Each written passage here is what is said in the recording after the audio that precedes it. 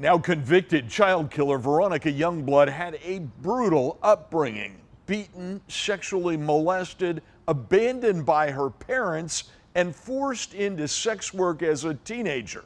Her lawyers urged jurors to consider that and the mental illness it may have brought on as they debated a sentence in the murders of her two daughters, Sharon and Brooklyn.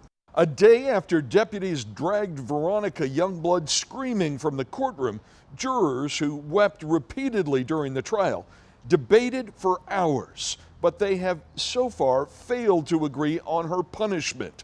Prosecutors had argued for 2 life terms plus, saying she was motivated by vengeance, killing Sharon and Brooklyn to get back at her ex-husband.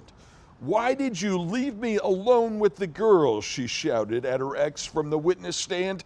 None of this would have happened. She was seemingly blaming Ron Youngblood for the murders she committed with a handgun she had bought days earlier. At her McLean apartment in 2018, Youngblood fed the girls sleeping pills and then shot 5-year-old Brooklyn in the head and 15-year-old Sharon in the back and in the chest. Sharon made a desperate call to 911 before she died.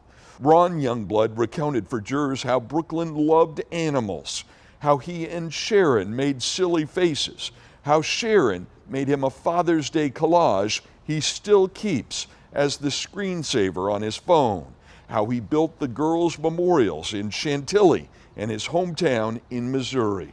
Jurors sent out 3 questions about whether Veronica Youngblood had been jailed since her arrest, about parole, and about whether she would serve the sentences consecutively.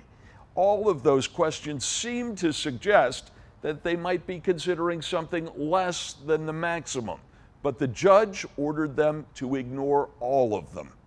At the Fairfax Courthouse, Bruce LaShan, WUSA 9.